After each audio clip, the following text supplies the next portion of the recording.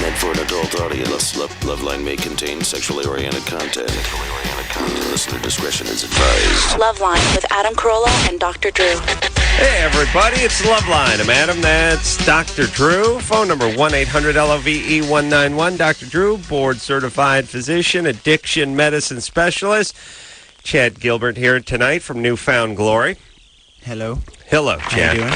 Jordan is going to be in here from Newfound Glory in just a couple of few. Yes. Catalyst, name of the CD, out today as we speak. The Newfound Glory CD is out. These guys are playing the Vans Warped Tour this year. You did it last year too? No, actually not last year. We did it the year before. Last. Yeah. When were you on the show last? I don't know. It was, 2 years ago for our last record? 2 years ago. Yeah? For the release of our last record. Definitely the other studio. That was a year ago now. Yeah. I'm going to be playing at the world-famous K-Rock Weenie Roast on June 12th, which is always an honor. Always an honor for the bands to be asked to play. Big show. I don't want to take you off the Newfound Glory track too far, but speaking of honors, I went to Starbucks today, the one managed by Chris's brother, Craig. What, did he give you a free stir? I mean, handed me a coffee. Really? He went, come over here. Your money's no good here. Wow. He heard what Adam said. Wow. Yeah, you heard what happened. He wasn't even there. Wow. Well, what happened? I wasn't even sure what they'd heard because so much bad stuff was said about the poor guy. 50 cents worth of free coffee. I think you said something like a couple of days ago, just like, Craig doesn't hook it up, Yeah. Well, yeah. There you go. All right. So it's very happy. It was actually very funny. They were all like in a panic. Well, okay, Drew. But you should do that with everywhere. Like, yeah. Talk about Best Buy and stores. I got to tell you, I really pictured radio, like all the years I thought about radio, I thought it was just going to be nothing but chicks and cokes and like super expensive mountain bikes. And I'd open a closet in the station and just a whole bunch of booty would come out. Just tons of junk. Freebies, stereo equipment. Like I'd be getting like just DVDs and CDs up the wazoo and MP3 players and all snowboards. Not really. Once in a blue moon, someone floats you a pair of Vans or a sweat jacket that's a couple sizes too small. I still wear my Uggs from 5 years ago. Drew got some free Uggs. Once in a while, they do this. They come in and they go, the guys from Doc Martens want to give you some free boots, so they're going to need your sizes. And then you give them the sizes and you pick out like stuff from a catalog. And then fast forward to 6 months. Hey, producer Ann, whatever happened to those Doc Martens? I don't know what happened with that. Yeah. Well, no. If you remember, fast forward 3 months, they show up, different shoes, different sizes. Totally different shoe, different size. It always happens like that. It happens for bands, too. It does. Yeah. You order, you get a catalog, you pick everything out, and... Yeah, you thought it was going to all work out, and it never did. But you can't, I don't know, it's hard to complain. I can complain. You can. I can complain. Yeah, I just thought it was going to be endless. And then once in a while, then people start sending you stuff. Yeah. But it's like, homemade zucchini loaf, and, It's really the whole part about the freebies hasn't panned out. Well, Drew. Except when we've had some crowning glory, some memorable moments with the freebie food that arrives. We got the almonds from the one guy, and we got a nice can of nuts. We got the huge thing. We got a lot of nuts. We got the free chairs, the great chairs. Got a lot of nuts. A guy at my work got mad at me the other day because I have a nutty semi-stalker. Not stalker in a bad way, just a guy who writes long, ambling notes to me while he's on vacation and stuff. And he sent me like a homemade carrot cake. Oh. And I looked at it, and I sized it up, and I was like, I'm not so sure about this. And then when I was walking, one of my writer friends at Kimmel's, I went to Paul, you like carrot cake? And I plopped it down on his desk.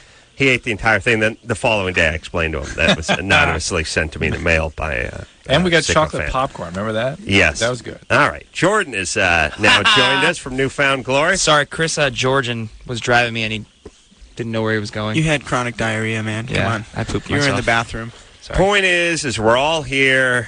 We're queer. Let's get used to it. That's all I'm saying. Was that on an HBO special or something? Oh, it's been around long before HBO was around. Yes, Drew? Yes, Adam. You remember the marches in the 70s. I remember you saying that for spearheading years. the charge. Yeah.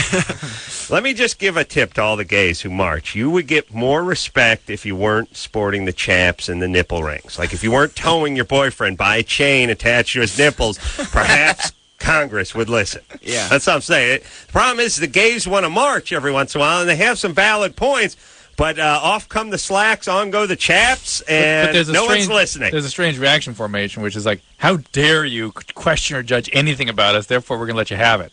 And then people go, okay, we don't have that, enough. Right. Yeah. All right. We're going to hear something from Newfound Glory. Like I said, they're going to be playing the Weenie Roast this year, which is just, 13 hours of drunken fun. And I like, you know what I want to do? I want time-lapse photography in the bathroom this year, because to see that thing go from a pristine operating room about noon to just an overflowing mess of just like a hippo flopped in there. But I still have the scent of funk in my nose from last year. Well, you know what it is? When guys heave, they heave the beer up in there, the toilets get overflown. All the sweaty people, all that sweaty a lot of guys. BO, vomit, okay, all mixed up. Let's make a deal this year because it's always 170 degrees. Yes. It always is. And, the thing is, it's June, and it's warm in June, but it can be 79. It does not have to be 114, yet it always is 114 at the Weenie Roast. How about we make some rule where fellas keep the shirt on? Because the big yoked guys with the tats and the nipple ring, and then they get the funk going, and next thing you know, you get in the pit or something, you get some of that. Now, here's nothing worse than getting some of that pit funk rubbed on you, and you think it's your funk. I got to tell you, what's most disturbing is not the male funk. The female funk? Downstairs? No. Really? No. It's just up on the shoulders, right, Drew? You got the back of the neck funk? What, Drew? I'm just saying that it's always shocking to me, and especially pungent, though people are sweaty and stinky. Yeah, when a lady gets it going. It's like, oh, whoa, yeah, whoa. You're used to it from a guy. I'm just saying, fellas, may we keep the shirts on this year, and we try like hell to hit the urinal when we're doing the number ones. Yes, thank you. And here's the other thing, too. People are very casual about the urinal. Like the thing is, like, when they're whizzing in a toilet, there's pressure. Hey, I got to hear some water. I got to hit something here. I can't just whiz all. The urinal, it's like, well, this is sort of outside. I'm like sort of half. It's kind of part outhouse, part bathroom, part wall, and so guys just kind of leaning back. All right, I'm hitting the handle. I'm not quite making it there. They don't care. And no need to flush, by the way, either at the urinal. For some reason, at the toilet, you got to flush. You bend over, flush. I don't like using the urinal because it splashes back. Yeah, it gets back spread. You get other people's urine on you. It's not nice. Yeah. Not good. It's like a horrible trip on one of those boats at Niagara Falls. but a bad dream, Niagara Falls, But yeah, I like the guy who then walks away, even if you're behind him in line. When those lines get 11 guys deep, long.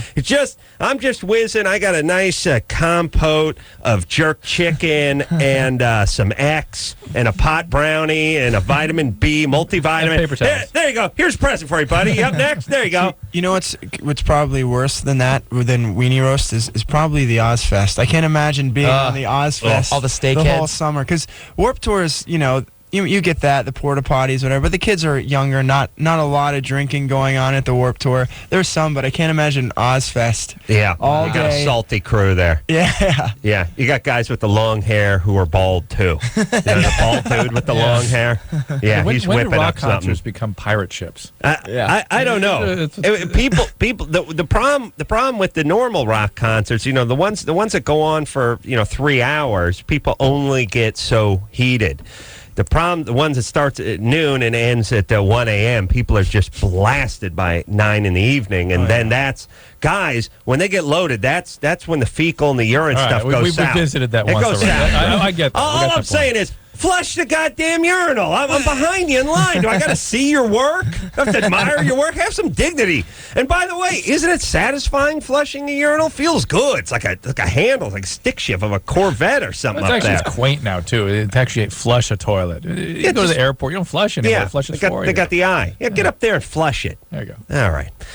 Newfound Glory, everybody. Get up there and flush it. Get up there and flush it. Name of the new CD. Out today. We'll hear something. Actually, we'll hear more than something. We'll hear twice of something off of the CD. We'll hear something in the 10 o'clock and then 11 o'clock hour. All right. Taryn? Yeah. Taryn? Sharon. Oh, wait a minute. Is this that one that called before? And what happened? I yelled at her because every time she says her name to somebody, they have to then say... No, this is Taryn. They go, Karen? No, Taryn. You spend your entire life doing that? I'm so mad at your parents, Taryn. Taryn? Yeah. You can tell her phone's not kicking in. I don't know what's happening here, Drew. Drew, I got 45 minutes more I can do on the Duke and the urine and stuff if you want. Unlimited amounts of Duke talk, yes. All right. Duke talk. Mike? Yo. Yeah, see, something's wrong with our phones. All right. All right. Let's, well, you think you want to try another one? Just start going down the line and see if we can get somebody. Really? Yeah. Oh, it's All on? right, Okay, there we let's go. back to... Well, don't talk to Mike. We'll talk to Taryn. Yeah. Taryn? Hello. Hello? Hi there. Taryn, so you have to correct everyone and explain to them that your name's not Karen? No, usually I just let it go. Oh, good. Oh, we like That's what I like. I dated a girl named Taryn. Really? Yeah. And would she always have to do the correction with the Karen? No. Really? At least I don't remember. Yeah. I don't know. She was lucky. She worked at a baked potato stand in the mall. Oh, really? Yeah. That's a good connection. Depending on how It was old you are, awesome. that's a great Yeah, connection. I was like 16. Going to the mall, getting free baked potatoes. Yeah, was a good. popka. Taryn, Yeah. what's happening, baby doll? Okay. Well, I'm like 26, and I've just started, like, when I'm going down on my boyfriend, all of a sudden, like, I have this uncontrollable urge to urinate, and I can't stop it. And I'm just wondering what's that coming from. So you actually pee? Coming from the edge. Do you have an orgasm? Sometimes a little one, but not always. A little one. Uh-huh. Well, what position? You have a little orgasm, like a mini one? Yeah. Micro. Yeah, microgasm. There you go. Just as long as, you get it. Go ahead, Chaz. Come on, Something buddy. to do with the position. Jump in. Nothing. I was just going to try to, relate this to the Ozfest and making it in the urinal, but I couldn't find it. Taryn, are you in a certain position you're in when this happens? Usually if I'm, like, kneeling. And that's when it happens? Mm-hmm. So it's just some combination of the irritation that occurs with arousal in that position. So you got to just kind of... But we've never heard this, have we? We haven't, but that is a good description of female orgasmic incontinence, though. It's just like things dilate, relax, and there's some contraction and pow in a certain position. That's where Is there any way that it can be stopped? Can it be stopped? Change your position. Well, besides that, I mean, No. I don't want to... No. That's not cool. Well, no. What I mean is, what if you? What Drew means is, what if you stand up and he lies down on the bed and you lean over him, something like that. Right. Right. Yeah. That way it doesn't happen. That's why it's So just kind of in the one position, there will not be a way to control it. Not likely. Okay. You can do Kegel exercises and that sort of thing that might help. How about you just plant yourself on the toilet? Because that's about right. Right height? Yeah. If you think about it. And for the guy, And men are very practical. That way. It's good for the guy because there's the magazine rack is right there. Well, it's home. It's home. Yeah. It feels right. It's like a Blumpkin. Yeah, easy. It is like it's a reverse Blumpkin. Easy cleanup. It's awesome. What's a Blumpkin? Well, a Blumpkin is it's kind of like a reverse scenario of a guy, but doing number two. Why He's taking a poop while he's getting head. That's a Blumpkin. Oh, that's nice. Wow. Very quaint. Yeah. So it's kind of like never done it before, but Yeah, but it's kind of like a reverse Blumpkin. Yeah, it looks She'll like be peeing. Right. It sounds like a character from Brothers Grimm. Yeah, sure. Blumpkin.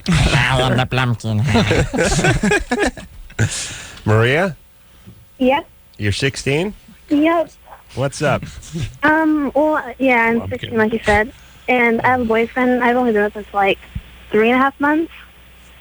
And I'm considering having sex with him, which would be losing my virginity to him. Right. He's beating you down, right? He's begging you. No, not at all. Really? Not at all. That's kind of why reverse. Interesting. Yeah, it's Interesting. interesting strategy. Yeah. Pretending he doesn't want to. No, it's not. I never thought of that. Interesting. Well, that was some thought. Mm-hmm. No, all right. like, so how old is he? He's 17? Yeah, he'll be 18 soon. Well, 16 is before 16. I definitely would not recommend you go ahead with this. After 16, I still not met a woman who didn't wish she'd waited if she'd lost her virginity anytime under 18. You know what I'm saying? Yeah. Everyone wishes it was a little different, a little better, or whatever. Not males. Guys don't wish it was further down. They wish it did a better job. They wish the chick was into it. That you just do that real squirrely thing. You're like 15 and a half. You just get done screwing for like 10 seconds. You got that wind-up beanie on, and you're like, did you come? Chicks sitting there smoking. Next. Drew, you never did that, did you? Did you? I know a lot. I was talking to a friend of mine who did that. That still happens now. I love that. Did you go? I didn't know we'd started. Yeah, Maria, if you really like him, if this is what you want to do, I mean, this is something with you for a long time. You'll be bonded with him in ways that you may not be prepared to sort of manage. Well, and that's the big thing. How long? How long you been with him? Like a little over 3 months. Well, you said a long time. That's not that long. If she plans to stay with him. Oh, I see. And here's the other thing, too. He's going to turn 18. Yeah. And shouldn't you be able to be grandfathered in? Well, most if states you you start do. having sex before and then you get illegal? No, you know what I mean? I think in a lot of states you're still illegal even if you're young. There's crazy stuff like that out there, too. You mean she's 16, he's 17? Well, in California, you'd be okay. In most states. Yeah. Okay. Then he turns 18. Gosh, it's okay in California. Again, a lot of states have that law now where there's a 3-year window they can maintain. So that window, even though he's an adult and she's a minor, it's still legal. In certain states, yeah. All right, but in general, it's not, is it? In general, a lot of states, it's not. All right, well, stop that then, Drew, with the picking out the exceptions. It's 16 at Washington, so okay. he's fine. All I'm saying is your nuts should get grandfathered in. Yeah. Like the guys in hockey who didn't have to put the helmet on after they made the rule because they were in the league long enough. This is the same thing. You've been nailing her since you were 17. Now you're 18, but you got her when you were, not an adult. Yep. All right, that's why you gotta move now. It's okay to do it now. Think about it. Make sure you have proper protection. Right? Okay, and I had another question. What? I'm kind of worried about getting all weird about it because I heard that from you guys, I think, about how there's certain races that are, like, freaky about it. What? Certain races that are freaky about it? Like, what? Because of how protected you were as a kid, like, from your parents. Well, what's your race? Mexican.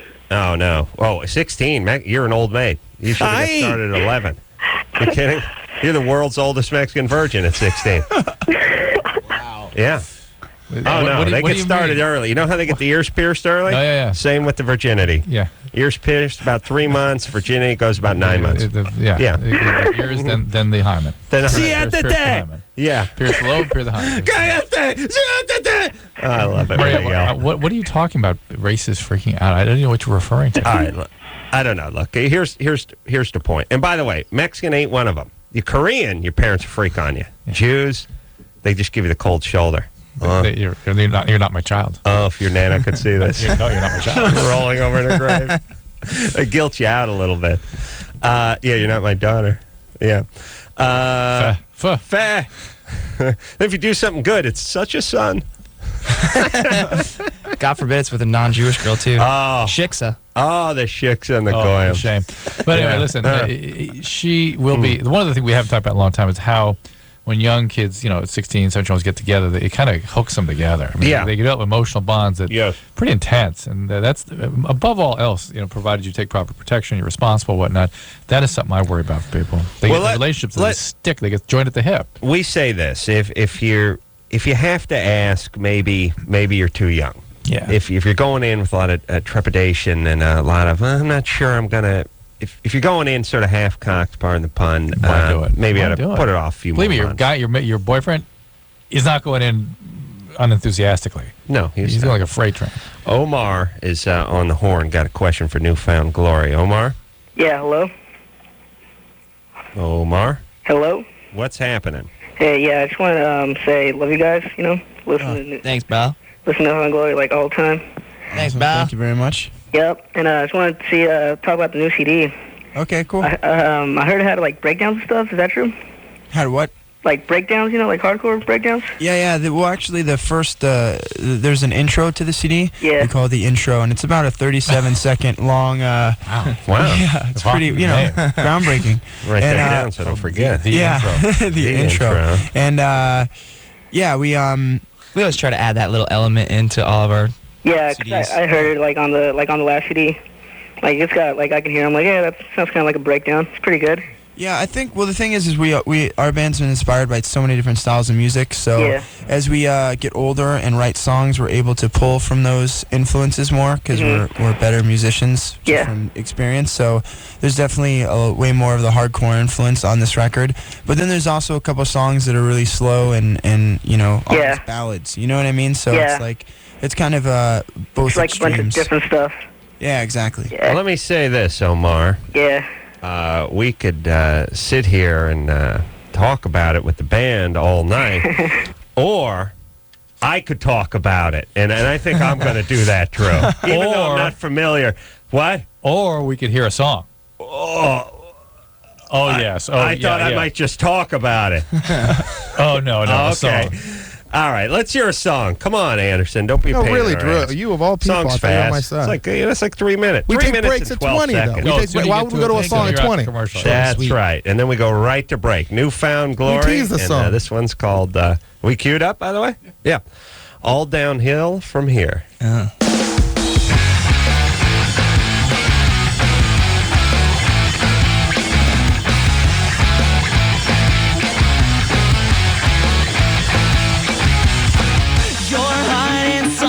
Cause it's burning through your eyes. I try to get it out, but all I hear from you are lies. And I can tell you're going through the motions to get you erected at your part. Once again, we're playing off emotion. Which one of us will burn until the end? Catalyst, you insist to pull me down. You contradict the fact that you still want me around, and it's all downhill from here.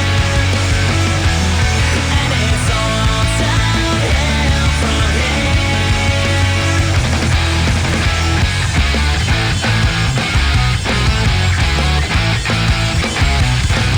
Your good intentions slowly turn to bitterness. Reoccurring episodes with each and every kiss. And I can tell you're going through the motions to get you erected at your part. Once again, we're playing off emotion. Which one of us will burn until the end? Catalyst, you insist to pull me down. You contradict the fact that you still want me around, and it's all downhill from here. And it's all downhill from here.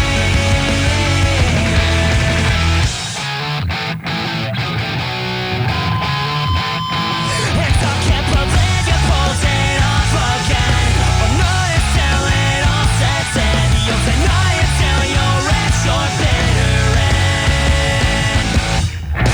And I can tell you're going through the motions to get you erected at your part. Once again, we're playing off emotion. Which one of us will burn until the end? Catalyst, you insist to pull me down. You contradict the fact that you still want me around, and it's all downhill from here. And it's all downhill from here. And you keep pulling me down, pulling me down. You contradict the fact that you still want me around, and it's all downhill from here. And it's all downhill from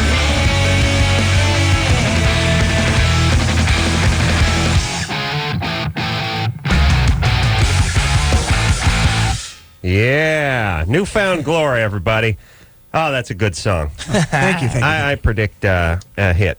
And you know what? An ending. A song with an ending. Not that just sort of overlapping, drifting off, potting the thing down. An ending. You know where to end it. You know? And when you're doing air guitar or air drums or anything, you know, when the songs that just fade out, you know when to stop. It's like the Partridge Family where they just start clapping. The audience would just start clapping while they were just sort of bowing and the song was still playing at the end. No, it has an ending. Speaking of an ending. Yeah. Before Anderson has Drew's a stroke. got to leave. No. Oh. All right.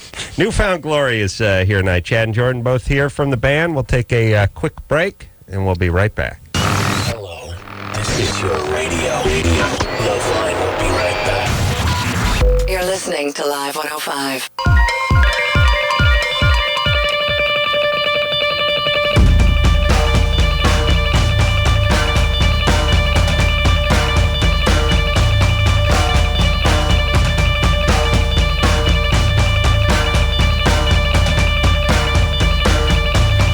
It's LoveLine. I'm Adam. That's Dr. Drew. Newfound Glory in here tonight. Jordan and Chad. Hello. Nelly Furtado is coming in here a little later in the week. I like her. I thought maybe you meant tonight. Yeah. Well, you guys hang around for like 47 hours. And, yeah, we'll stop by again. Yeah, you just pop in on Thursday, pretend like you want to say hi to Stryker, and then you just say hi to Nelly Furtado. Who, she hasn't been, it's like she came in about, must have been about 2.5, 3 years ago now. She was hailed as the next, Alanis Morissette or whatever, and things didn't really work out, although I think they should. Well, I mean, everyone agrees that she's really good, and she worked and everything, and it's hard to tell whether she wanted to be a household name or not, but, I'm not taking anything away from her. I think she's really talented, and she's certainly cute. Yeah. I'd like to see her. Like, I'm a fan of Nelly Furtado, and her first CD was really poppy and really catchy, and I think that's why it was huge. But her second record, when I listen to it, I think there's a reason why it's not huge, because the songs are more kind of trying more on the creative tip, arty tip, that might be harder to digest on a pop station. Not commercial. Yeah, I don't think so. Well, hopefully when I heard of it. We won't tell her anything about this conversation. but that's actually not a What if bad thing. she's listening right That's now? actually not a bad thing. By doing a creative record, that's fine. I mean, because I'm sure she was aware of it, Right. You don't have to record records for the radio, No, there's a handful, believe it or not, a handful of people in the industry who aren't just looking to get, FaceTime on Entertainment Tonight and get their name seen on the billboards. Some people just want to make a living and do their thing creatively. Yeah, well, it's funny because it always... No one in this room. No way. No, it always seems like to happen on the second records of big artists, because these pop artists come out and they have like gigantic, smash, big, 10 million album, and then they go away and want to learn who they are as people. Yeah, and they made enough money to buy themselves a few years of finding out who they are. All right. Well, she'll be in here Thursday, and I'll kiss her ass. Yes, Drew? No doubt. No doubt. Great. Heather? Yeah. Heather? Yes, this is me. You're 21? 21. What's up?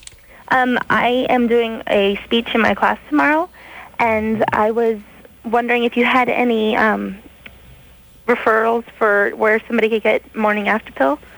I'm doing it on the alternative to abortion, so.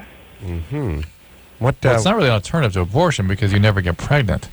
Well, with that, you don't have to have an abortion, then you didn't get pregnant. But I think that's, my hopes were to provide alternatives if they got into a situation where they would be afraid that they were pregnant, and to provide ways out of that. Yeah, again, Heather, it's not this. It prevents pregnancy. You do not get pregnant with the morning after pill. By the way, she's you going to Cal State Northridge? Yeah. Yes? Yes. Okay, let me talk about that. This is a 4-year junior college. First off, this is a college. It's in Northridge. It's in the corner of the valley I grew up in. There can be no the Institute of Higher Learning that can take place in the valley. It can't happen. It's something about the smog and the oppressive heat. It fries the kids' brains. I don't know if it does something in the textbooks. After 28 years at Valley College, this is where my mom transferred to for the rest of her life now. Nice. And I think she's back at junior college now. But the point is do not mistake Northridge as a real university. It's a 4-year junior college, and this is what we're talking about. All right, Heather. Sorry, But I'm actually transferring next semester. Where? To Cal Lutheran. Cal Lutheran. It's out there in the valley too. Is that in the valley? Thousand Oaks. Yeah. Thousand Oaks. Really? Yeah. Okay. That's just making it out of the valley. Yeah. You probably can do some learning there. But listen, Heather, I don't. You do not get pregnant with the pill. The sperm doesn't get to the egg if you take the morning after pill. Yeah, you're confusing RU486 with emergency contraception. Right. No, but see, what I was wanting was referrals as to where they could get the morning after pill. Any pharmacy. Any pharmacy, and they Any. need a prescription, correct? Not most pharmacies. Not Not in enough. this state. You call the number. You can dial 1-800-NOT-TOO-LATE. NOT number 2 NOTE. Here's the bizarre They can part. refer you to pharmacies and get it without the prescription. This is for a ceramics class, so it's going to catch a lot of students off guard. No, it's for speech class, actually. Oh, it's for speech. All right, do you have any of it in front of you? No, I don't. All right. It's on the computer. But you understand that this is not. It would avoid the need for abortion ever, right? Yeah. All right, Yeah. Drew. Here's what's been going on this godforsaken show of ours. I know. Ever since we moved to the studio, there's been a problem in that we cannot hear the people's response, which is, not a great thing when you're doing a talk radio program, but yet it's worse. How could it get worse, you say to yourself? How could this problem, where you're doing a national talk show, get worse? That you cannot hear the responses of people you're speaking to. Here's the worst part. The audience can hear the response. Only we can't hear the response. Actually, it gets a little bit worse. Anderson didn't tell us for the first 6 months that people couldn't hear. So we just seem like idiots. Huh? What? What did he say? Say it again. No, we don't do that. It's like, right? All right, whatever. That's how we... Yeah, while they're responding, we're going, okay, well, this is crap. Next caller. I'm punching something while they're trying to give the response. My grandfather died 9 months ago. Okay, this sucks. So that's basically what it sounds like. Real quick, that I was gone for the first 2 weeks. I don't know how it can be rectified. I just got to believe it can. In the last 2 nights, almost the first 5 seconds of the person on the phone talking to us every time they speak has been unhearable. It's a problem and it needs to be addressed. But can I tell you that when the first 2 weeks that it was going on, I wasn't even in the studio. So I told you as soon as I came back. So please just get off my job. Okay. Please. Yeah, it seemed like it went a little longer than 2 weeks. Suddenly, right now, last couple of days, has been every single time. Yes. Every call, every response. Now we can't hear. I blame Lycus. So please understand we cannot hear what these people are saying, and that's why we're just stepping over. But I wish the audience couldn't hear it either in my own selfish way because it just makes things more confusing. It'd be fine. Right. There wouldn't be a problem. And we wouldn't seem like such world-class a-holes. Such world-class. Right. As it is, we're sort of Moderate. a-holes on a national level. You know what I'm saying? Yes. Okay. You guys, you hear about the international jewel thieves, but you don't hear about the regional guys. The guys that just work in the Glendale, Burbank area, the local jewel thieves. Yeah, the guys that are just sort of, they're jewel thieves. The local man of mystery. Yeah, but they're not working Milan, and they don't have a place out of New York. They just work their area, Eagle Rock, Glendale, let's say. Yeah. They're jewel thieves. They're just not the international ones. They were the equivalent of the white tuxedo with the black tie. They were those parachute pants with the big belt. They're local guys. Yeah. They're keeping it real. Maybe they're living at home, and maybe they don't like to fly. Right. Yeah. And these guys hang out with? The guys who are not masters of disguise, but they're just sort of okay. They're not great. They're good at disguise. No one would call them great. Yeah, they don't want to call them a master. They would just say, that guy, as far as disguises go, not a master. He's decent. I'll give him a 6. I'll give him a 6. 6 or 7. He hangs out with the regional jewel thieves. The guys just work in the area. Of course. All right. 6. Yep, 6. Casey? What's up? You're 20? Yeah, I'm 20. Got a question for the band? Yeah, I was just curious what your guys' favorite songs are off the CD. This is Chad, and my favorite songs are The Truth of My Youth and Ending in Tragedy. I like number 7, Doubtful, a lot. This is Jordan, and how you doing? And yeah, and the rest. I would say the rest is crap. So, what's your favorite song? Your Biggest Mistake's a good song too. It's a great looking CD, by the way. I don't know who did the art for it, but it's really interesting. A guy named Gunner, I think. Yes, he's a tattoo artist out of Ohio. Yeah. Oh, no way? Yeah, I was going to get tattooed out here, and I looked through a tattoo magazine. It was the time when we were looking we wanted to have the cover, like, a painting or something, illustration or something like that. And I saw this guy who did tattoos and does paintings, so it was kind of it worked out. I got in touch with him over email, and he thought I was lying. He didn't believe me. Oh, really? Because I guess some of his friends some of his friends like Newfound Glory, and he was like, "Yeah, I don't believe you." Oh, he thinks it's his friends screwing with him. Exactly. The cool thing about having a tattoo artist as opposed to a painter is a painter has to add their artistic whole, look on it. Right. Tattoo artists just say, "Hey, this is what we want. And they just do it. Right. Yeah. He looks like a guy that I wouldn't want to meet in an alley by himself. Yeah. Why, is there a picture of him? No, I mean just the feel of the from his work. Of the Yeah, painting. he'd stab you with something. Yeah.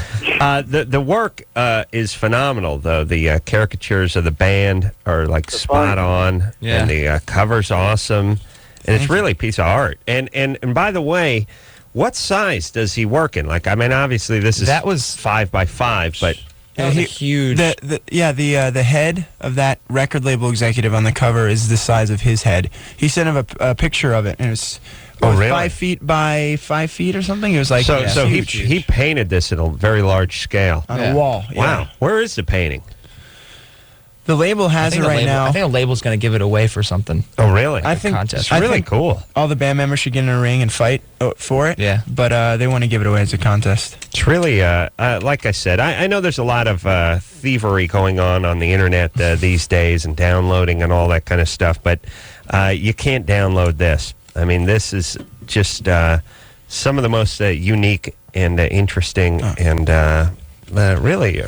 really disturbing. Just, there you go, Gunnar. Well, thank you. No, not even. It's not really nightmarish. It's just kind of a scary funhouse kind of. Yeah, it's supposed to make people feel like. I mean, it's supposed to be kind of like this happy, dark. I mean, everyone's smiling and it looks cute, but it still gives you a weird feeling, and that's kind of like, I don't know. It's just what we wanted to portray. And the thing is, too, is we looked at all of our older record packaging and we're like, man, our packaging isn't. I don't know, just kind of more basic.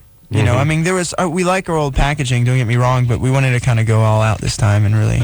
I miss the old ones from the 70s where they just got the guys together, they crossed their arms, usually put the drum kit in there somewhere. That'd be nice so people knew what band it was, because the bass drum had the actual band name on it. But they have it's an album cover that's like 9 inches across, and they shrink the picture down to 3 inches and have a big nice brown border all around. Yeah, huge brown. Do border. that, yeah. Guys all folding their arms, looking angry that someone had to get them together for a photo.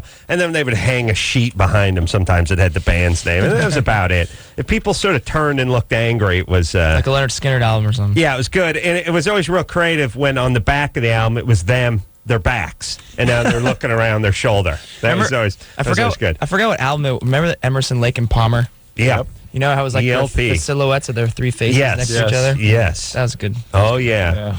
Brain salad We're gonna redo that one. Let me tell you, I never was more angered as an artist and as an American and a patriot and a broadcaster than when I was singing a Emerson, Lake and Palmer song on my karaoke machine, and they screwed with the words. They cleaned up the words to one of the songs. Like it was a song they used to play on the radio and stuff. It was just the line about the 7 virgins and a mule. Welcome back, my friends. Welcome back, my friends. And I was in it, and I was riding, and I was kicking into overdrive, and all of a sudden they screwed with the words, and it screwed it. Everyone blamed me. They thought I screwed up. I got confused. I got angry. The night was over. You stormed out. Stormed out of my own house. They had to make the audience go away. Slammed the door, and then had to come back later, realize, and then kick everyone else out. It's tough when you storm out of your own place. You got to come back. You have a karaoke machine? Oh, yes. Oh, yes. Where do you buy one of those things? It's like a nice I got the good stuff. Like they have in Japan. Like wow.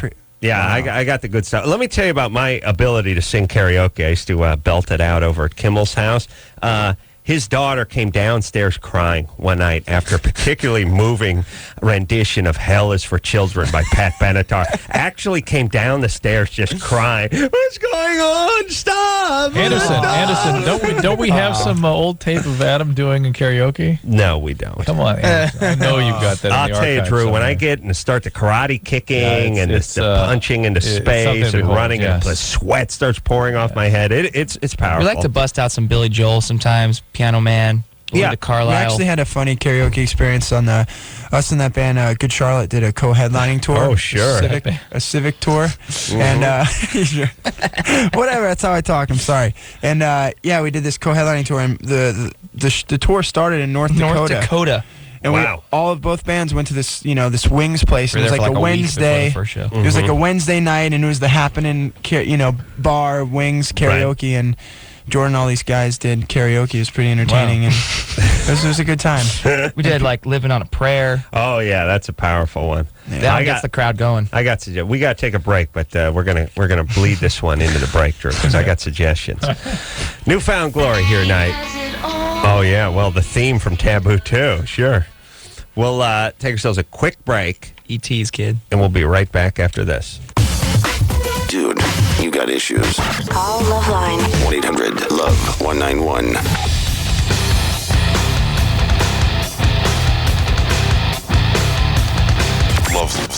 LoveLine. LoveLine. With Adam Carolla and Dr. Drew. Live on 105. Alternative. San Francisco. Hey, everybody, it's LoveLine. I'm Adam. That's Dr. Drew just coming in the studio because we just had a freaky experience. Lauren just had a seizure. Jordan and Chad both here from Newfound Glory. Now, here's basically what happened. We had evidence of it being higher than ourselves. The Great Magnet was his work was afoot out in the hall. All right, let me just say a couple things. First off, we share a radio station with a classic rock station, which is across the hall. We share a building, We share a building, and we have to listen to the classic rock as we walk to the bathroom every night.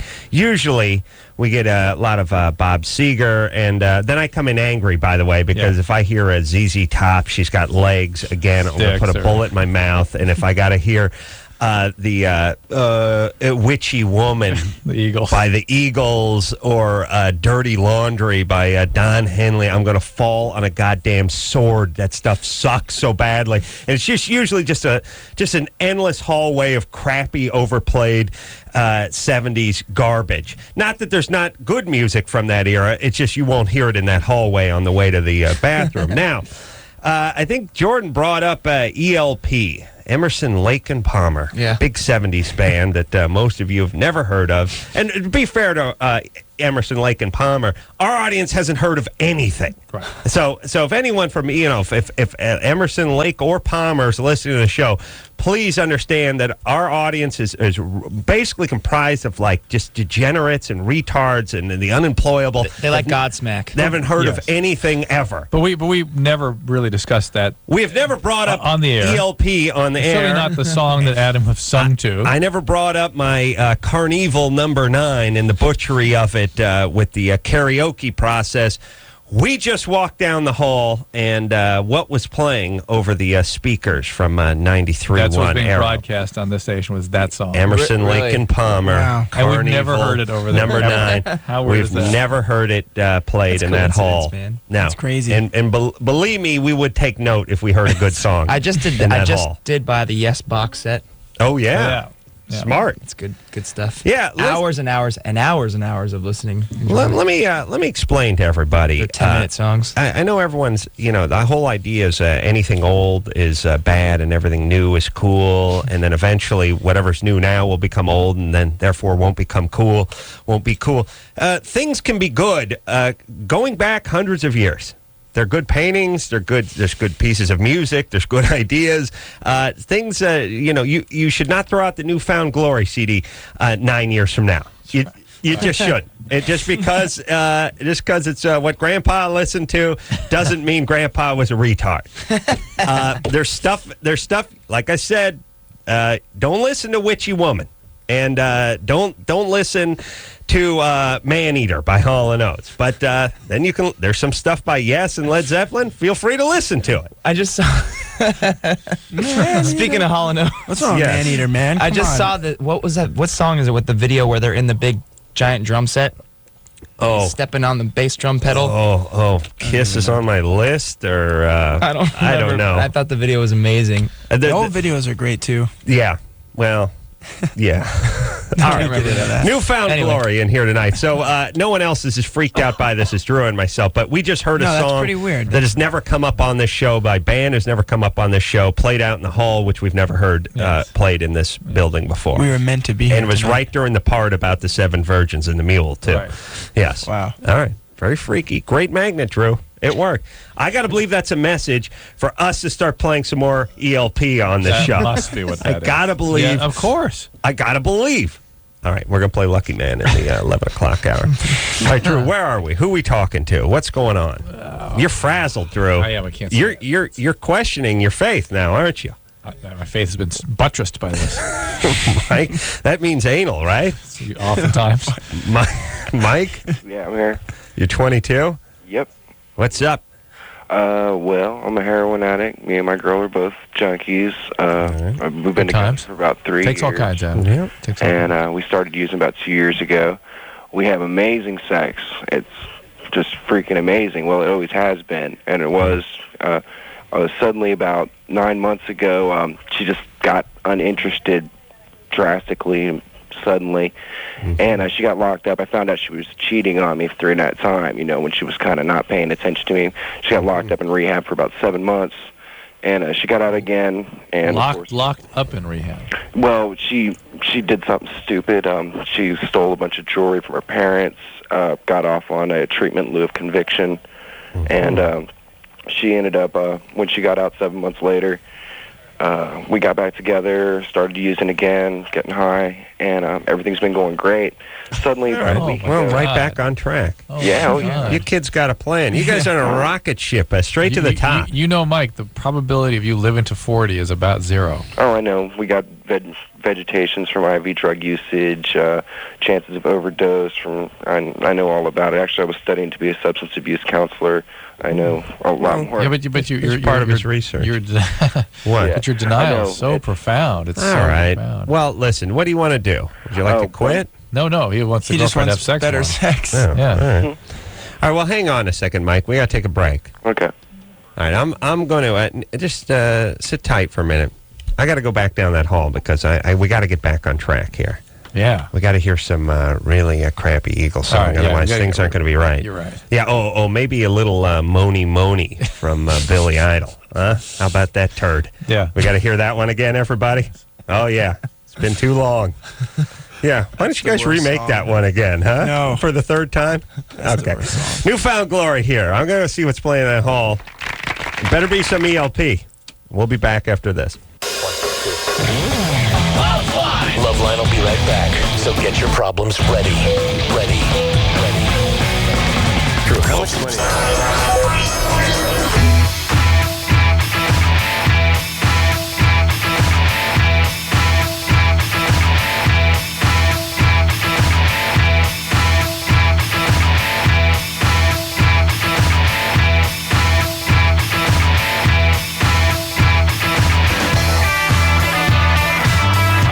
Hey, everybody, it's the LoveLine. I'm Adam. That's Dr. Drew. Jordan and Chad here tonight from Newfound Glory. Catalyst. Hello. Name of the CD. And, at the risk of sounding like even more ass-kissing is going on toward the Newfound Glory CD. Catalyst, good name. Thank you very much. Thanks. Yeah. It's just kind of talking about everything that's going on in the music, in our kind of genre. Yeah. Look up Catalyst, Today. Drew. It to me means starter. It's like the thing that inactivates things. But it lowers the threshold for it to occur. So it increases the probability of something occurring. The catalyst. The catalyst is an enzyme, and literally it's an enzyme that lowers the energy necessary to make a chemical reaction. Well, then you have like when you have like a two-part polymer, you have the catalyst and the resin. The resin sits around, and then you add a few drops of the catalyst to it, and pow, it's activated. Right. Yeah. There you go. That's a fire starter, that catalyst. That's what the short white guy hustles on the basketball team is. He's a catalyst.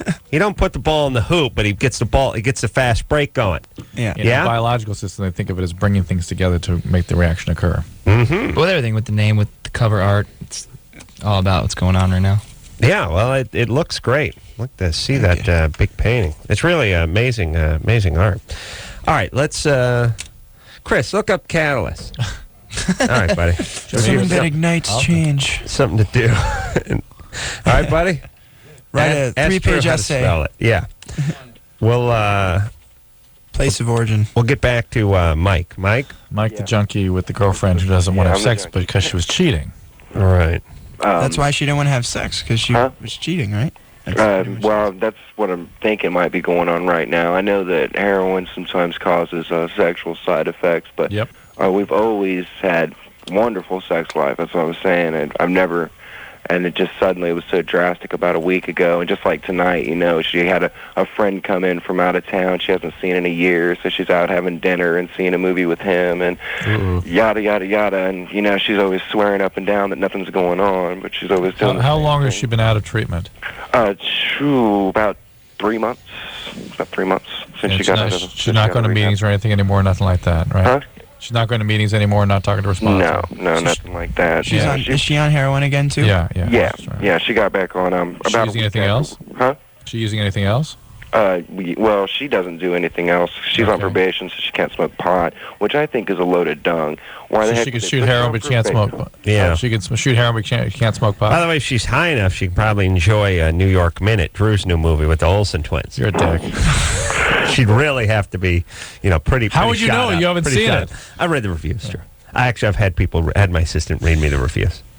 Not read them to you. Not favorable. Read them for you. Not favorable. Yeah. Left this reviewer cold. All right. I'm going to see this movie, Drew. Yeah, sure. As soon as it comes out on my eyeballs. So it actually starts showing in my head.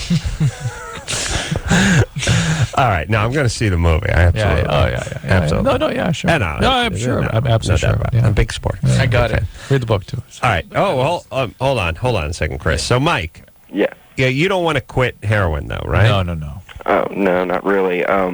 No. Okay. All right. Well, here's the whole thing. I don't want to sound like Pops Corolla here, but all bets are off while you guys are continuously getting high.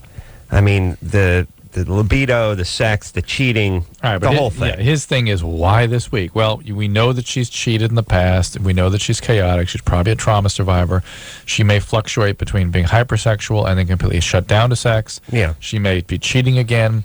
She may be having a medical problem. Maybe she's now got hepatitis. Maybe she's got hepatitis C. Maybe she's got endocarditis. Doesn't a constant drug use doesn't everything sort of eventually break down into the libido and the sexual function? Absolutely. Steroids, whatever. Yeah, it usually isn't such an abrupt shutdown as Mike is pointing out. And that's why he wants to know the solution now. He doesn't, but the sort of chilling thing for me is that his girlfriend is just an object for him.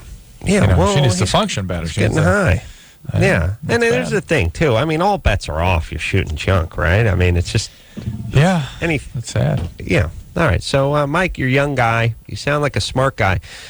As a matter of fact, being smart sometimes screws you up more because you get up in your head and you think you can handle things and you think you can sort of outwill things using your IQ. Now his thing is like, yeah, I know I get endocarditis, I can get hepatitis, I can die. Hey, how's he gonna be a counselor? So anyway. Right. What are you going to do? Right. Like, that's just denial. It's somehow just blocking the experience of seeing yourself as you really are. And the people that really are affected by it are the stupid people. He's an intellectual. He's got it figured out. All right. Well, good luck. Let's talk to Melissa. Oh, all right. So catalyst. Go ahead, Chris. You got it there, buddy? Yeah. One that precipitates a process or event, especially without being involved in or changed by the consequences. And that's what you're going to get if you get the Newfound Glory CD, everybody. Do you hear that? Precipitating a process or an event. Read that again, and this time... What's number 2? No. Read that one again, Chris, and this time do it like you're trying to move some product. You know what I mean? Really kick it in now. Sell it big. Newfound Glory CD's coming out called Catalyst, and I'll tell you why. That's cool. Okay. One that precipitates a process or event, especially without being involved in or changed by the consequences. Yeah! I'll tell you what. If that Sold. I want to buy 10 copies now. Man, I'm like, I'm feeling rocked. Are you feeling rocked, Drew? Yes. Yeah. And half a decibel louder, Chris. That does not constitute bringing something home. Do you know what I'm saying? You want to get behind the mic, buddy. You got to really learn to punch it up a little bit. You know what I'm saying? Hey, don't hassle my friend. I'm in with his brother, the Starbucks manager. Yeah, as long as your brother's giving Drew 30 cents worth of free Java once every 6 months. That's what I'm talking about. Drew, who likes free crap more than you? Nobody. Our bass player Ian. Really? I love free crap. We were at a signing today, and every signing, every signing we do at a store, our label will be like, all right, you can pick out 4 items, to take from Tower. I took buy. like 6. Ian's 4 items are like the Sopranos box set. Oh. Yeah. I got the Battlestar Galactica box set tonight. Ian picked That's going to be worth something one day. Ian picked like the Shameless. the $70 Schindler's List special package. Oh, he's going right for the box. Yeah, stuff. he grabs 4 items. 4 items. Wow. Not Yeah. 4 DVDs, 4 box sets of 10 DVDs. Yeah, that box stuff, it's like a brick of heroin. It's expensive stuff. Yeah. I'm literally a millionaire. I don't even go there. No. Wow, that's smart, though. Yeah. You gotta appreciate He said that. 4 items. He's like, dude, 4 items, bro. Melissa, Hello? what's happening? First of all, I want to say, Adam, you are my god. I think you're the sexiest, most smartest man ever. I think you're so sexy. You're just... Yeah. Anderson? Yeah. Every time I'm on the show, there's always one girl that calls. Really? And says that. Because it probably only happens twice a year. Well, I mean, it's been every time it's more of the great magnet again. So we'll let these guys right. All right. Well, God bless you, Melissa. And Drew, I just want to say I read your book, Cracked, and I thought it was awesome. You did a really good job. Thank you, Melissa. I appreciate that. My question is, every guy that I've ever liked or all of the guys I've ever gone out with have been a-holes to me, and I want to know why. Is there, I was molested when I was little, and... You were? Yeah, a lot of stuff has happened since then. Well, And there you go. is that it? Or? Trauma, things that are traumatizing and shattering in childhood become source of attraction in adolescence. That because you're drawn to it. Yeah, but see, I'm in therapy now, and it's not helping at all. It just seemed to be getting worse. It'll take about 6 to 8 years, and it will help. Yeah. It takes a long time. You'll be in your early 40s. You're just past menopause. No, it takes a long time, and during that time, the therapist will help you make some better choices, and you'll see what you feel like with that. And I have one more question. Wait a second. Who molested you?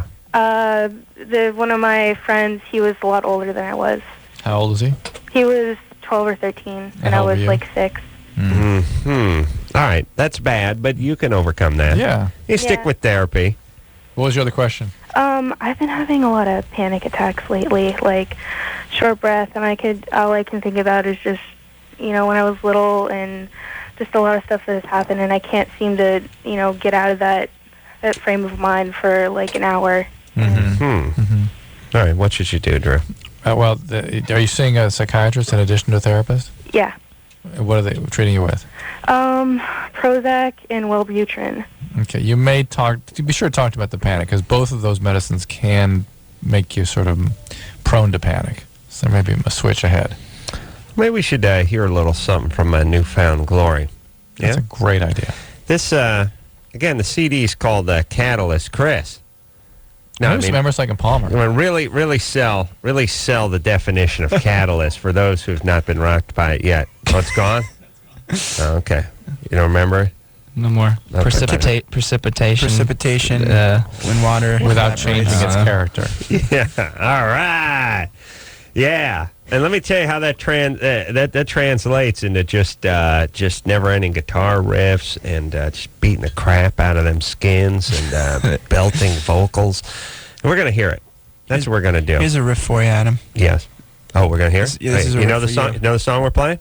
Doubtful. That's right. With 2 L's. Here it is.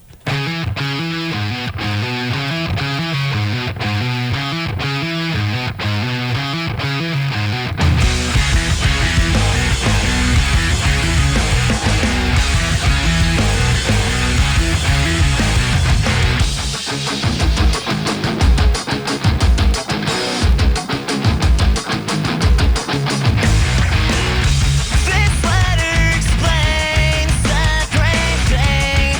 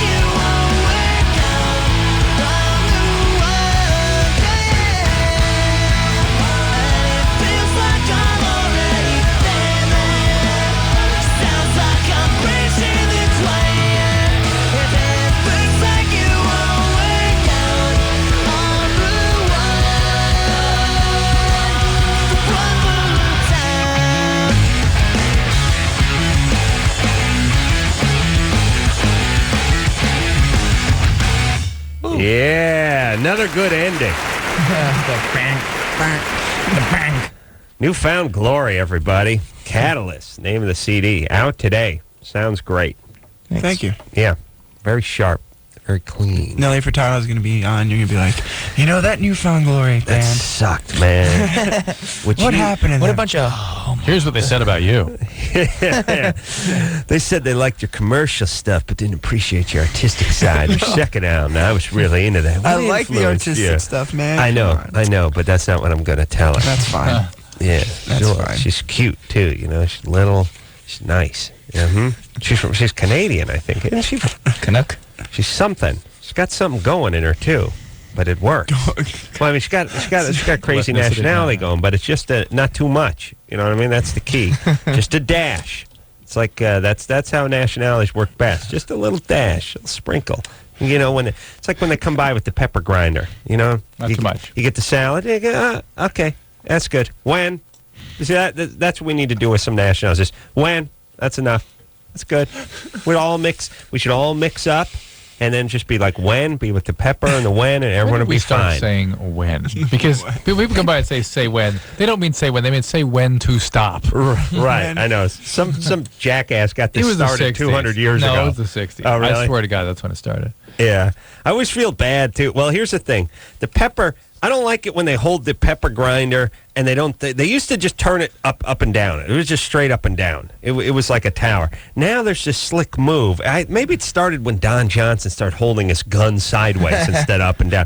They do this move where they're holding the pepper grinder now, and the part where the pepper comes out is a little bit higher than the head part that they're turning, and I'm thinking, I don't like this. I want it to, I like it turned over.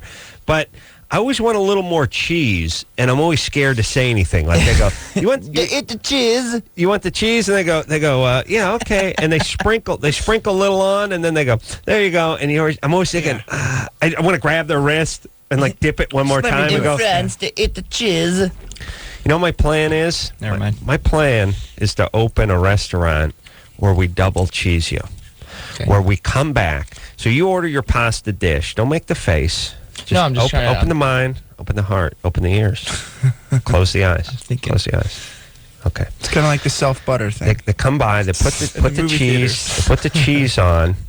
Yeah, except for you get the second round, which is put the cheese on. You eat all your rigatoni with the cheese on it. You get down to that bottom level now. Need some more. You need some more. So, that's where we come back. And we hit you again with the cheese. What's going to be called? Adam Cuts the Cheese. It's called You cut the cheese. More We cheese, cut the please. cheese. More cheese, please. But here, we don't stop it there. You order like the fudge cake for dessert. Pow! We come by and hit you with the cheese, and we just we keep coming with the cheese. Like even part where you open your mouth. Yeah, you actually with each noodle you put in your mouth, we just stand there and spoon that grated Parmesan. Awesome. You'd go back, wouldn't you? You do want the cheese though. After you've taken 6 or 8 bites out of the pasta, you want the cheese, right? Yeah. Of course. Okay, of course. Let's say that. Wait, maybe they should leave it there. I want to open an In-N-Out in Florida. Oh, do they not? They only have them out here. California. Only California, and there's one in Vegas, and I think there's one in Arizona. I think the White Castle guys would have you killed. Yeah. Well, are they out in Florida? Yeah. Let me tell you, I'd like to just Rednecks love White load Castle. up a van. Here's what we would do. We drive through an In-N-Out, and we order like 1,700 double doubles. And we put them in a heated van. We just get some speed freak just to drive a van with the heater on as fast as he can to Florida. It's like Smokey and the Bandit. Then he telling you, dude. opens a van in the parking lot of the concert, and it's like $11 a burger. You know, we pay the guy $50, and he gets to keep one of the burgers, and we really turn a profit. Yeah. You know what I'm saying? Mm-hmm. If there's an In-N-Out in Florida, in Coral Springs, I bet too. It would. Where we're from, it would work. It would be huge. Oh, it would be best well, burger. It's huge out here. Why wouldn't it be big everywhere else? I have no idea how stuff works where the places that have they've had one stand, you know, like Pink's Hot Dogs or something. It's been one stand for 45 years. Anytime you go there, there's a line of stoners as far as the eye can see. Logic would just say, please just open another one down the street. And people are sort of like, well, it wouldn't be the same. Well, here's how you make it the same. Just put the same goddamn stuff in there. And believe me, people will go there and it'll be cool. What about that one place in Florida, Cheeseburger? Cheeseburger, yeah. And they have that's kind of like the same thing. Well, they have that, the what is it, the 5-pound hamburger, and if you eat it all, you get a picture on the wall or something. Oh, really? I like the ones where they try to kill you. They give you like a Only in coronary Florida. blockage right there. Yeah. Eat the biggest. And who's who? No one's happy. The guy's trying to choke the burger down. The management gives away the burger. You get the picture. Yeah, it's not a great experience. Can't be. Christina, Yes. you're 19. Yes. What's happening? Okay, every time a guy goes down on me, I always feel like I have to pee. Like, it feels really, really good, but, like, I'm scared I'm going to pee on him. Is that weird?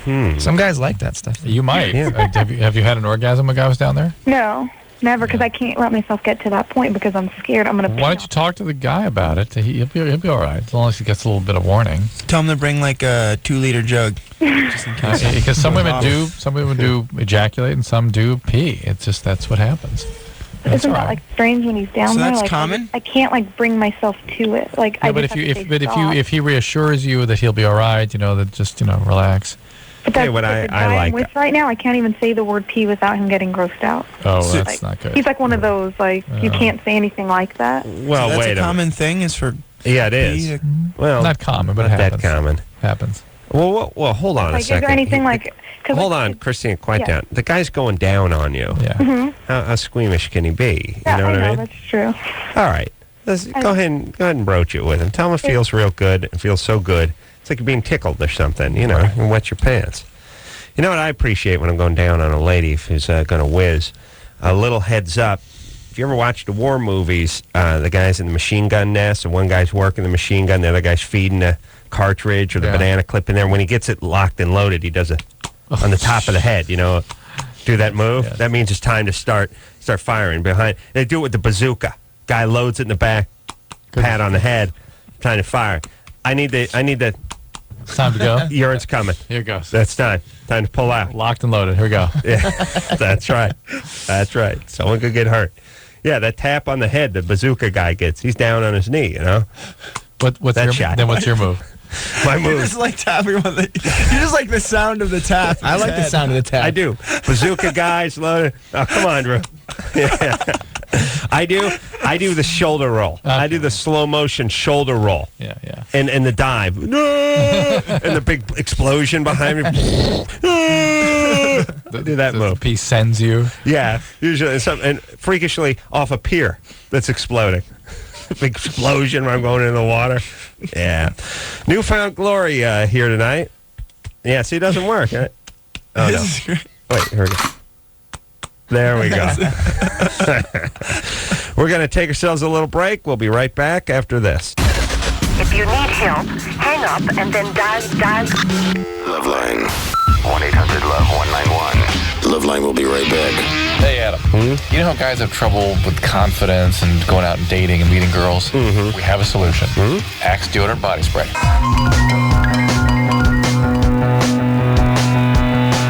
Hey, everybody, it's LoveLine. I'm Adam. That's Dr. Drew. Phone number 1-800-LOVE-191. Chad and Jordan here tonight from Newfound Glory. Yes. Catalyst, name of the CD, Drew.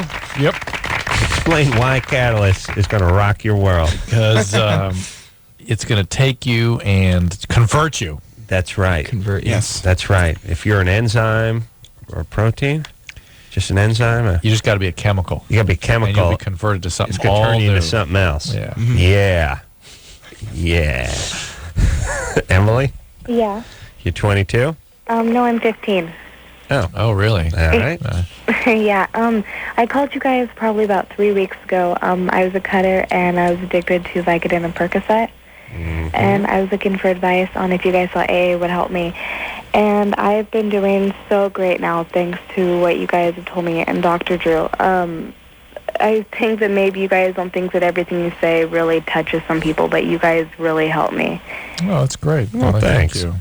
Yeah, no problem. And I have 33 days clean today, So Wow, that is a big deal. Congratulations. Thank you.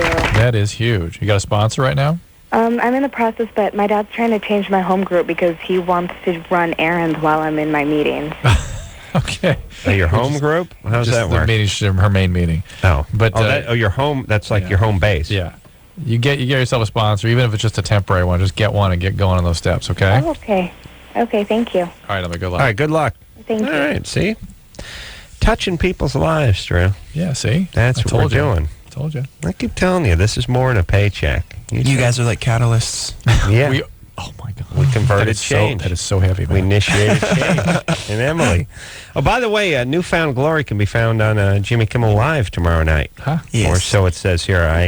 I saw that, and I forgot to mention it. But if you watch that, well, you should be watching Jimmy Kimmel Live anyway. And Does he still give his bands shots of liquor before they go on TV? Yeah, there's no more boozing on camera on the show, but you guys, feel free. Snoop Dogg was there last time we were there. Yeah, I think you were there too. He may smoke some pot sometimes, Snoop Dogg does. No. I think he quit. He had a spiritual leader with him, and he said he'd stopped. Oh, the Reverend Bishop Don Magic Juan? Yeah. I'll tell you, he told me he spoke some very important words to me, the bishop did once, words I'll never forget. And I think have changed me, not only as a husband, but as a father and a man, which is green is for the money and gold is for the honey. That's profound. Yeah, it's pretty powerful stuff. Yeah. He tends to wear green and gold sequins suits, by the way. Maybe they're just LeMay. And cars. A lot of nice cars. Green cars. Yeah, not too many guys, by the way, drive a Rolls and live in an apartment. But Don Magic Juan, yeah, he can pull that off. Wow. Rolls, a caddy, and lives in a crappy one-bedroom. And a diamond-studded cane. Yeah, and a chalice, by the way.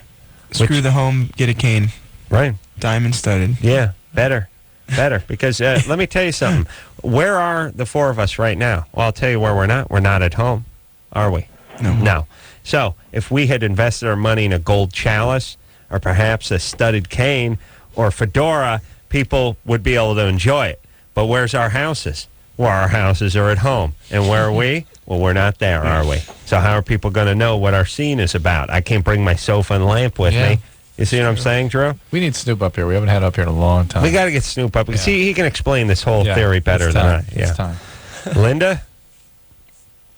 Sleeping. Hello? Well, there she is. Hey, you're 17. What's up? Yeah, my parents have always been like, they argue a lot, and it's been getting more violent. Yes. Describe the kind of violence you see. Like my dad would do something stupid, and then my mom would get extremely angry, and she'll usually like pick up something. Either she'll throw it, hit it against the wall, or use it on my dad. So she actually strikes him with things. Yeah. You should really report that, Linda. Yeah. That's domestic violence. Yeah, we had, a cop came by once. Cops came by. I know this is going to sound very, like I'm stereotyping, but Jewish family? No. What? I'm Asian. Shocking. I do not. Not Jews? No. I'm Buddhist. You're Buddhist? Yeah. What's the nationality of the family? We're Vietnamese Chinese. Chinese? What's the first? You said Chinese and what? Oh, Vietnamese. It's comical. The phone has to cut out for each time we want to hear an answer. Chinese and what? Nice. Vietnamese. All right. Tough culture. Wow. And this can screw you up, by the way. Being around violent parents? It's got to be terrifying for a kid to see mom going off and dad going off on mom and picking up things. Even when my parents were like first married in Vietnam, they did that too. Oh, really? Yeah, like my older siblings saw everything, and they're older now, and they're all out of the house. But it still happens to me. Why do they stay married? It's great love. It's great. I don't know, because they're never going to change, and I don't know. All right. Well, here's the thing. You're 17, right? Mhm. Are you a senior in high school? No, I will be next year.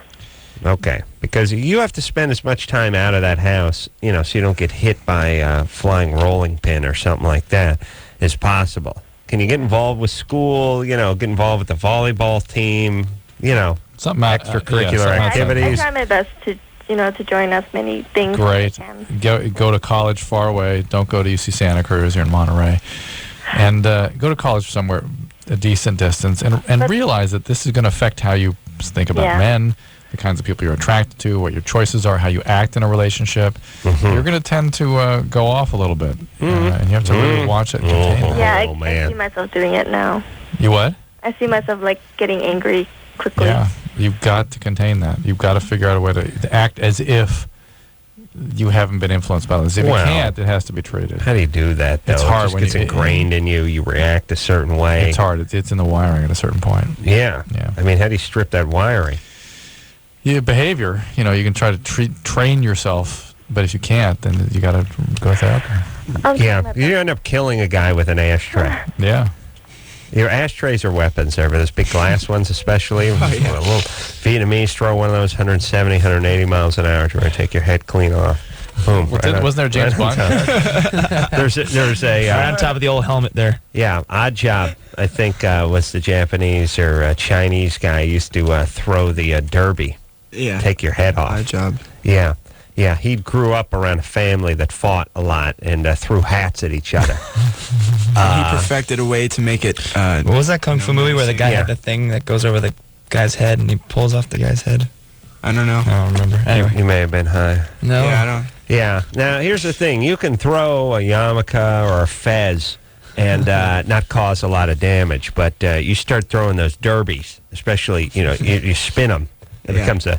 And by the way, we're talking about a famous James Bond movie, but whoever read the script must have taken a pause at that point, went, huge Chinese man, Odd Job, he's the muscle of Goldfinger, uses his derby like a guillotine.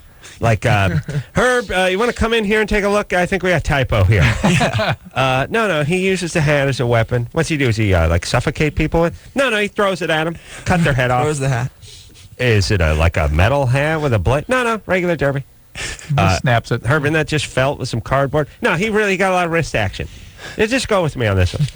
I don't know. He'll show you an example. He'll give it a statue. I think Charlie Chaplin or Stan Laurel when I think derby. Or, what about one of them ninja throwing stars? No, we're going with derby. All right. That's it. I don't know if the studio's going to buy that, by the way. Oh, no, you'll see it. We'll test. It tests great. Takes the head of a statue off. It's great. I don't know. As a kid, it was scary, too, seeing the derby flying. But the blades never came out on it or anything. It was just, he just took his hat off and threw it at somebody. All right.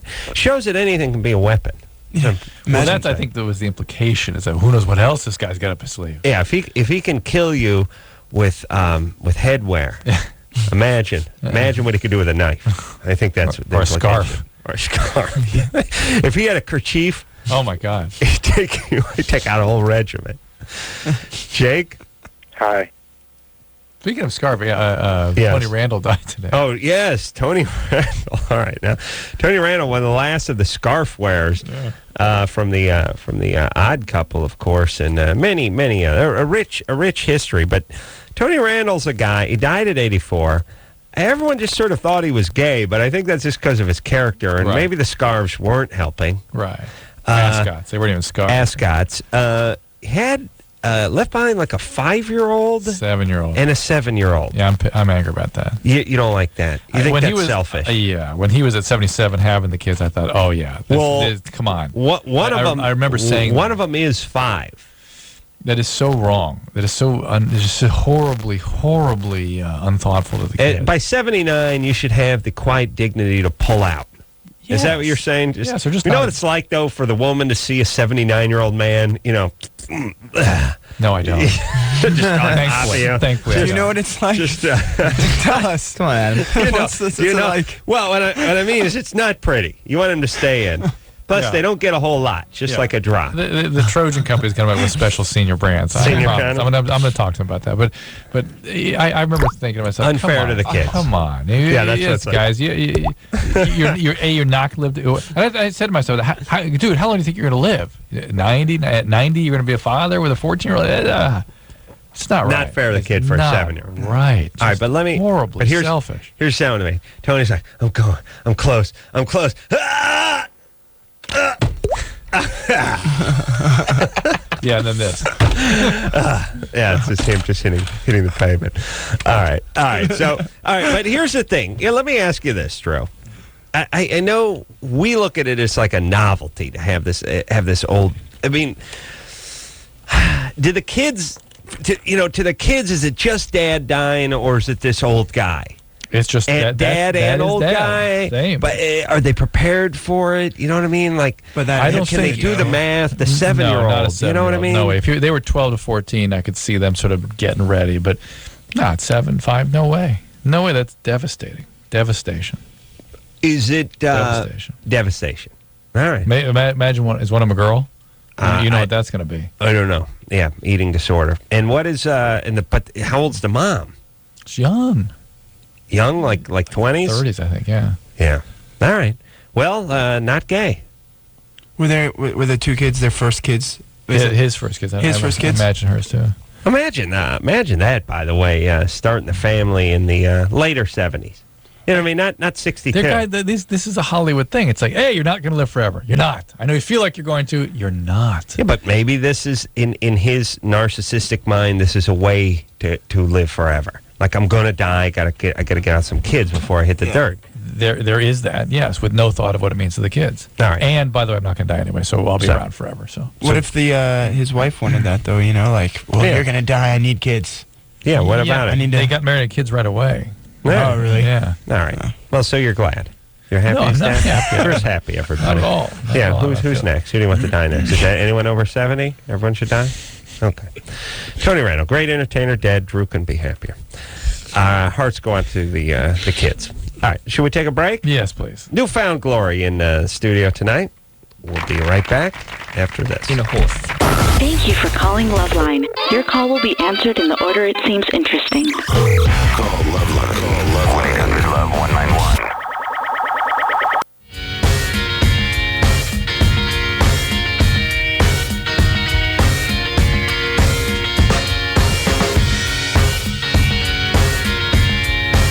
Hey, everybody. LoveLine. I'm Adam. That's Dr. Drew. Jordan and Chad here tonight from Newfound Glory. Catalyst. Name of the CD. Drew angry at Tony Randall. Tell you one thing that's smart. Tony Randall from when Odd Couple was on in the early 70s now, 30 years, about the same. It looks about the same. Same guy, yeah. Yeah. Didn't change. You know, if you go, you can start sporting a look. Like, if you start wearing glasses or a kerchief around your neck or an ascot or something, if you go with one look, you could just ride it out. Better pick one you like. You got to. It doesn't even have to. It just has to be sort of universal and kind of old, but just you can just stick with it. Or a special hat or a blazer or something like that. Glasses will help, but you got to stick with the same glasses. You know what I mean? Become like George Burns. Oh, and like a cigar or something, or a cane or something like that. Correct me if I'm wrong. Were the two guys from The Odd Couple the two guys from Grumpy Old Men? No. The original, the movie The Odd Couple. Right. Yeah. Yes. Oh, okay. Yeah. It's Jack Lemmon and Walter Matthau. But that's not who we're talking about. We're talking about Jack Lemmon and Tony Randall, the television version. Okay. Right. They did. Yeah. It's like MASH. They changed the cast.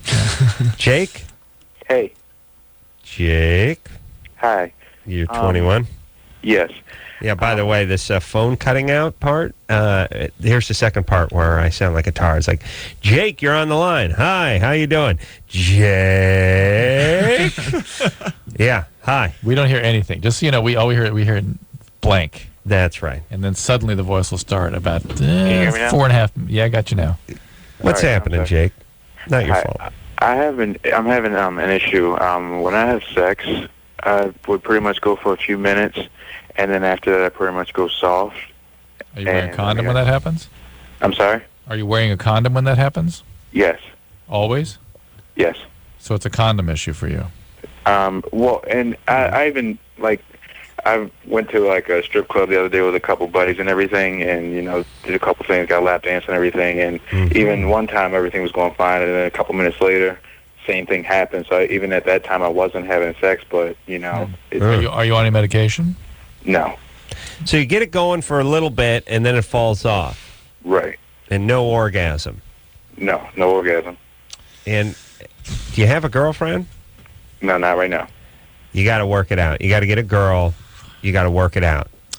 Let me That's just say an this, anxiety Drew. thing. You know, that's a. Okay, some but- people would say that's a castration anxiety, all kinds of funny Well, stuff like that. here's the thing. It's like a ball player can't use a new mitt every game. You got to get one mitt. You got to put some mink oil on it. You got to put the belt around it, put the ball in it, park Dad's car on it, work it in. It's a little stiff, but by the middle of the season, it's really starting to feel right. And Do you all of a think sudden, you should run over his nuts? Run over, no, put a belt around it. And then his run over dad it. parked the car on his nuts. No, you bounce. Oil your balls. You as a young man, if you bounce from one night stand to one night stand to one night stand, it's like you using a new mitt every time you go out to play softball. You got to get that one. You got to break it in. You got to get your stink on it. You got to oil it up. Has he ever done that? Have you ever oiled up his mitt? Well, I get lost in my own metaphor sometimes. Are we talking about softball? Yeah, softball. Jake? Yeah. Have you had a long-term girlfriend? Not really. This show is comical. Go ahead and answer that again. Yeah. Yes or no? No. I can't do the show. I can't do it. We can't hear their answer. Ironically, we hear the last eighth of a syllable of their goddamn answer. Have you done this before? Hello? No. Here's how it sounds like. Drew, ask me. Hey, I'll be Jake. Go ahead. Okay. Have you got that relationship where you've worked things out before? There's a beat and a half, and then you hear no, that. keep going. No, okay, this show sucks. Have you had that girlfriend yet? Well, I said. That's what we hear. All right. Hey, you know what we need? Here's what. Drew, go out in the hall and tune in the show so you can hear what they're saying. Yeah, And then come 17 back in and seconds. report it to me. Or get one of those dry erase boards and hold it up to the window so I can find my answers. Jake. Yeah. All right. Have you had a long-term girlfriend before? No. Okay. That's what you need. We got that. Yes. Get a girl. Get that mitt. You understand? For And some break it in. reason, the deal is at your age, if it's not a medical issue, and it might not be a bad idea to get that checked out and make sure you're okay, but it's anxiety, it's nervousness. Something is making you very anxious about intimate physical contact with a woman at a certain point. It's just overwhelming. And it's never, everybody, repetition, for Christ's sake. It's also why guys get fetishes, too, to avoid this kind of thing. Let's see if he has a little fetish thing. Really? Yeah. I don't think we're going to figure that out. Here's the deal. Whatever it is you do, you will be 1,000 times better at it after you do it 1,000 times. Think about doing the radio show, doing those college lectures, whatever it is, the band. My God, first time you got up on stage, how much better are you now? Yeah. And to ask the first time you got up on stage, hey, why isn't it happening? That's a ridiculous question. Or what if you just got up on stage, you played one song, you just did it once a year? Well, you'd be at the same place. That's what these guys who have the one-night stands twice a year do. They want to know why they're not meshing as a unit, why the band doesn't sound great. Well, you got to put together a set and you got to play it 5 nights in a row over the course of a year, and then then something's going to start happening. Yes? Yes. That's right. That's the catalyst. Melanie? Oh, yes, hi. You're 23? Yes, sir. What's up? As I told the guy that answered the phone earlier, when I masturbate, at the moment of climax, it's not a gratifying experience. Instead, I sort of am overcome by just, I'm upset and I start crying. Mm-hmm. So you don't have a good feeling. You have a overcome negative, dysphoric feeling. Mm-hmm. And I imagine it has some weird subconscious thing to do with previous failed relationships. But my question No. Keep going. Your question is? Oh, no. I just don't want to spend the balance of my days like this. I'd like to know how to overcome it. How much time do you spend? You masturbate every day? No, maybe 3 times a week, maybe. And yet it feels bad each time. Yeah. Well, it feels bad when you're done. Right. How's the orgasm itself? This is a relatively newer thing. Like it didn't used to be that way for me. How long has it been that way? I guess a couple of years. A couple of years, but you're still doing it 3 times a week. Wow. I admire that. Are you depressed generally? I'm sorry? Are you depressed generally? What? Are you depressed? I don't think I am. You don't feel I think- depressed? Are you on any medication? No. Anything weird with the family or molested or anything good like that? No, I think my family life's been all right. Everything's been good? All right. Well, I don't know. Women do get emotional and can get weird and can get into strange cycles. But this is dysphoria. It's not just an overwhelming feeling. It's a acutely negative. Do you have a boyfriend?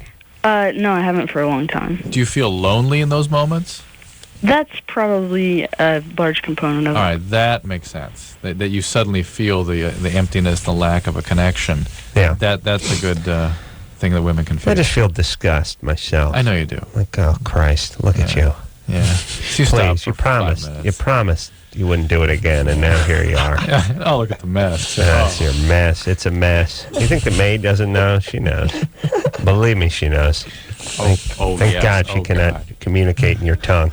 If she could, she'd give you an earful, mister. Yeah, just like she gives her neighbors and husband. Oh, just look at you. Anybody will listen. Yeah, same old, same porn, same spot, same thing. But Melly, clearly, you're a mess. It just reminds you. Take a good look in the mirror. Of the look empty at you. Feeling you have. You're not with somebody. You think your dead grandfather would appreciate you seeing, one knee down on the ottoman, looking like some kind of maniac, the veins sticking out in your neck. He knows.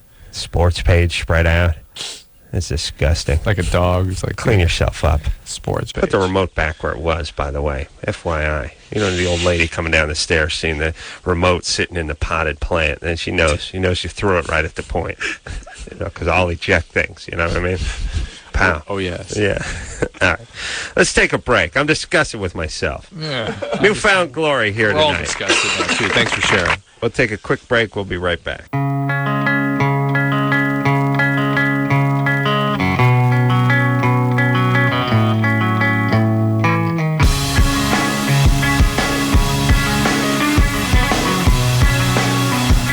Hey, everybody. Well, that's the show. Newfound Glory, everyone. Catalyst, name of the CD. It is going to promote some rock and change in you organically. Nelly Furtado. Nelly Furtado's coming in on Thursday. I'll be doing a little voiceover work for their little show called The Family Guy on Thursday, too. I got to come see that. Well, play your cards right, Drew. I'm I coming think down. Thursday morning. All right. So, thanks, guys. Always a pleasure. Yeah, thanks for having us again. Thank you. Get the Newfound Glory CD. Like I said, you might be able to download a song or two, but you're not going to get this crazy, beautiful artwork, the jacket, the cover, and all the way through. Fantastic. It's suitable for framing. We'll take a extendo 22-hour break, and until next time, this is Adam Carolla for Dr. Drew saying mahalo. You know what it's like, though, for the woman to see a 79-year-old man, No, I don't. This has been LoveLine. The opinions expressed on this show are not necessarily those of the staff, management, sponsors, or this station. The producer for LoveLine is Ann Ingold. LoveLine is a presentation of Westwood One Entertainment.